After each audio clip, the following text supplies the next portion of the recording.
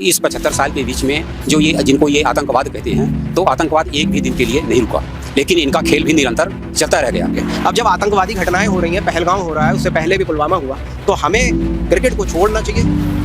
लेकिन सवाल ये है कि क्या अगर इस स्थिति में आप उनके साथ मैच कर रहे हैं तो क्या ऐसा नहीं कि आप संदेश क्या देना चाह रहे हैं अपने जनता को या अपने लोगों को? तो सैनिकों को जो सुविधा सरकार की ओर से होनी चाहिए वो ये सरकार नहीं दे रही है। बीजेपी का मंशा रहा है कि दंगा फसाद आतंकवाद को सामने रखकर सैनिकों को मरवा कर कटवा करके भी देश में चुनाव लड़ा और जीता जा सकता है। 14 सितंबर को दुबई में भारत और पाकिस्तान की मैच की होने की पूरी संभावना है। जब से ये घोषणा हुई है उसके बाद लगातार राजनीति के हलकों में देश में लोगों के अंदर गुस्सा देखा जा रहा है और कहा जा रहा है कि जब सरकार ये कहती है कि बातचीत और आतंकवाद साथ साथ नहीं चल सकता, तो फिर सरकार ये क्यों नहीं कहती कि खेल और आतंकवाद भी साथ साथ नहीं चल सकता। इस पर लोगों का मानना क्या है, लोग क्या सोचते हैं, आज मैं बात करूंगा। क्या नाम है सर आपका? मेरा नाम हुसैन पटेल है। ये आज़ादी का 75 साल बीत गया और इस 75 साल के बीच में जो ये जिनको ये आतंकवाद कहते हैं, तो आतंकवाद एक भी दिन के लिए नहीं रुका, लेकिन इनका खेल भी निरंतर चलता रह गया। तो ये खेल और आतंकवाद और खेल, ये दोनों का एक मिली जुली माने वो है, ये समाज को गुमराह करने का, और ये सारा खेल इनका चल रहा है। पाकिस्तान के साथ क्रिकेट खेलने पर पहलगाम हमले में 26 लोग मारे गए, उनके परिजनों को क्या संदेश है?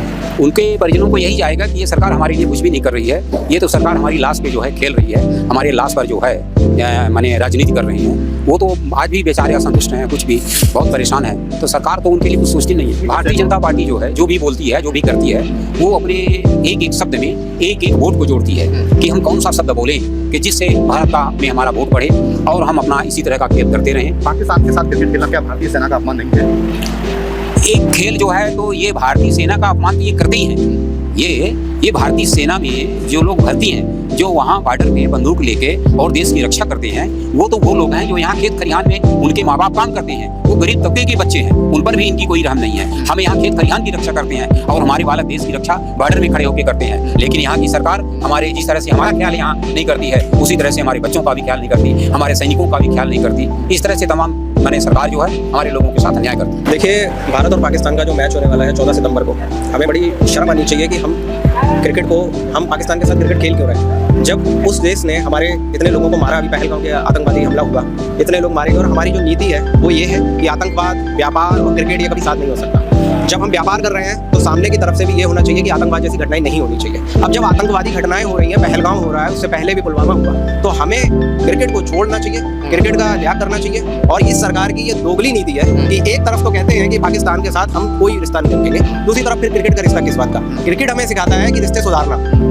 अब भारत पाकिस्तान का मैच करके ये व्यापार करने की जो कोशिश करी जा रही है कि टिकट बिकेंगे, ये होगा और ट्रेडिंग बढ़ेगी, तो इस चीज़ पे मैं बिल्कुल खिलाफ हूँ। भारत पाकिस्तान का मैच किसी भी कीमत में नहीं होना चाहिए। क्या पाकिस्तान के साथ मैच खेलना भारतीय सेना का अपमान नहीं है? बिल्कुल, भारतीय सेना का एक घोर अपमान है। हमारे कितने सेना के जवान शहीद हुए, और उन 26 परिवारों से पूछो जिनके घर वाले शहीद हुए, जो घर वाले जिनके शहीद हुए, उनको सोचो मन में कैसा लगेगा कि भारत पाकिस्तान का हम वो मैच देख रहे हैं। हमें शर्म आनी चाहिए खुद में कि हम भारत पाकिस्तान का मैच प्रायोजित कर रहे हैं। ऐसे मैच को बहिष्कार करना चाहिए। भारत पाकिस्तान का मैच तब तक नहीं हो सकता जब तक पाकिस्तान की तरफ से आतंकवाद की घटनाएं ना हो। क्या सरकार का जमीन मर चुका है? बिल्कुल मर चुका है। ये सरकार दोगली नीति पे है। पहले तो एक तरफ कहती है कि पाकिस्तान के साथ कोई व्यापार नहीं, कोई समझौता नहीं, सिंधु का हमने जल रोक दिया, 80% हमने जल रोक दिया। दूसरी तरफ वही सरकार जो है, आप देखिए बाघा बॉर्डर भी खुल गया, खूब ट्रेडिंग भी हो रही है, और दूसरी तरफ वही सरकार भारत पाकिस्तान मैच करके पैसा बटोरना चाह रही है। तो ये कैसी सरकार है? एक तरफ तो सेना का अपमान खुद कर रहे हो, उन 26 परिवारों का अपमान कर रहे हो कि जिन परिवारों के लोगों ने शहादत दी, उनके लोग फालतू में मारे गए।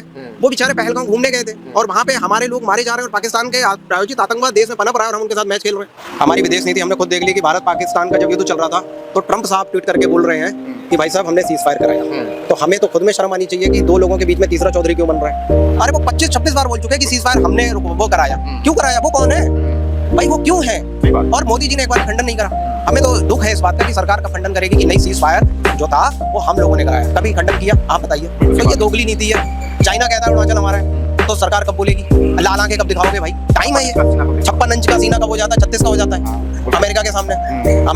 भारत आज वर्ल्ड का सबसे बड़ा मार्केट है, 150 करोड़ की तकरीबन आबादी भी है। इतना बड़ा मार्केट होने के बाद सब अमेरिका की खुद कंपनीज यहाँ इंडिया आ रही हैं, चाहे वो टेस्ला हो, स्टारलिंक हो, या एप्पल हो, या कोई भी चीजें देख लो। आज हम उनका मार्केट बंद कर दें तो उनका बहुत बिजनेस का नुकसान होगा, और हम खुद डर रहे हैं।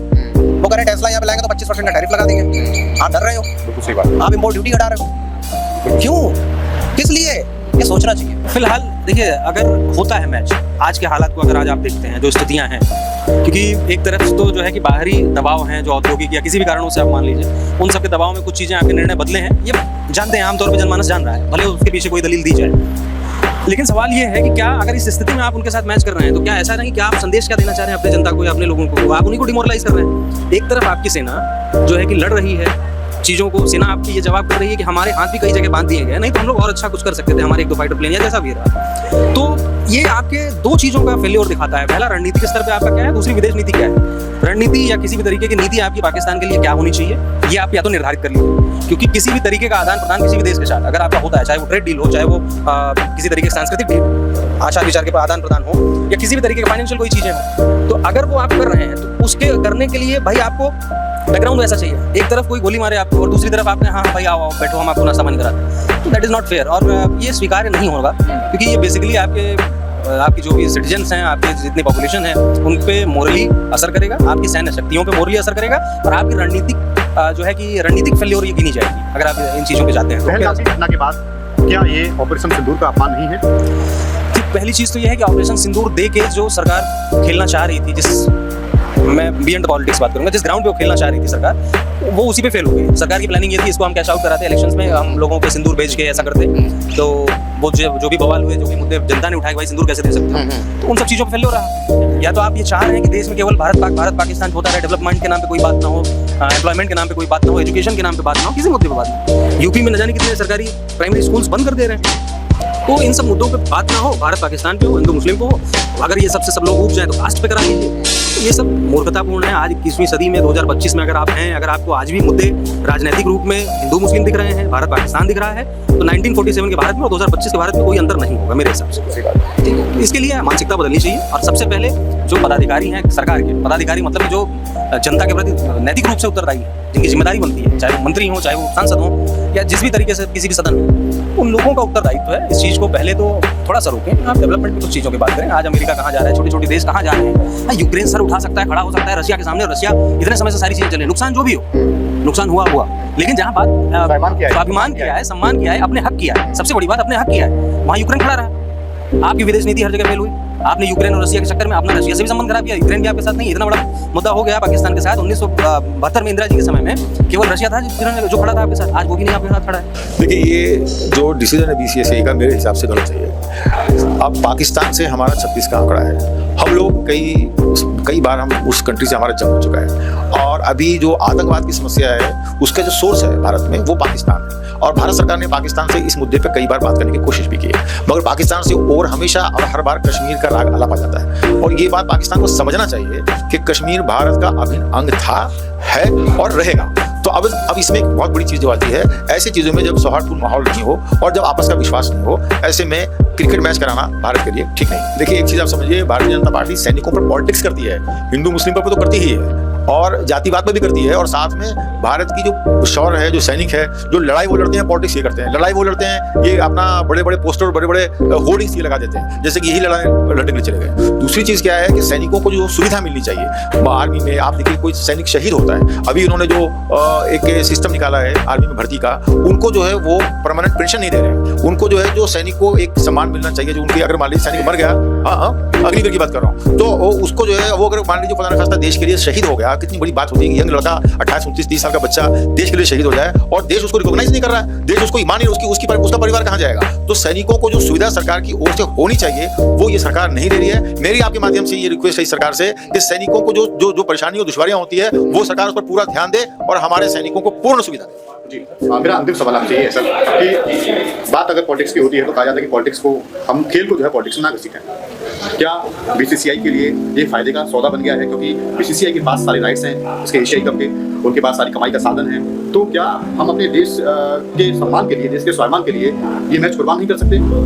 नहीं, जैसे मैंने आपको बताया भाई, इस समय इस माहौल में जब हमारे यहाँ पहलगाम का हमला हुआ और ऐसे केस में कल ही 3 आतंकवादी को ये लोग बता रहे हैं, क्लेम कर रहे हैं कि हमने मार दिया, हालांकि एकाकी जिंदा पकड़ा जाता तो उससे कुछ सोर्स का सूत्र का पता चलता, बट पता नहीं, जो भी है तो सेना का और इनका सरकार का मामला है। तो ऐसे केस में जाहिर है जो भावनाएं भारत की हैं वो इस समय पाकिस्तान के खिलाफ हैं, और पाकिस्तान में अभी हम लोगों ने जंग लड़ा है एक तरह से, और क्या कहते हैं कि ये देश के लिए जो है, पर BCCI तो अपने प्रॉफिट के लिए काम करती है, वो तो टिकटिंग की, एडवर्टीजमेंट की, कंपनीज की, वो सब अरेंजमेंट को देख करके वो अपना प्रॉफिट का बात देती है, पर देश का जो जनमानस है उसकी भावनाओं को आहत ना करें, ये BCCI को समझना चाहिए। पाकिस्तान और क्रिकेट दोनों एक साथ नहीं हो सकते हैं। ये कहना है सरकारी व्यवस्था को। हाँ, सरकारी व्यवस्था का कहना है कि बातचीत और आतंकवाद दोनों साथ साथ नहीं हो सकते। नहीं हो सकती। हमारा ट्रेड और आतंकवाद एक साथ नहीं हो सकते, तो फिर क्रिकेट और आतंकवाद साथ साथ कैसे चल सकते हैं? तो इसमें क्या है कि इसमें आपको मैं बता दूं कि ये सरकार का कोई व्यक्तिगत रूप से सरकार के व्यक्ति को दिया गया, जैसे कि अमित शाह के लड़के अजय शाह।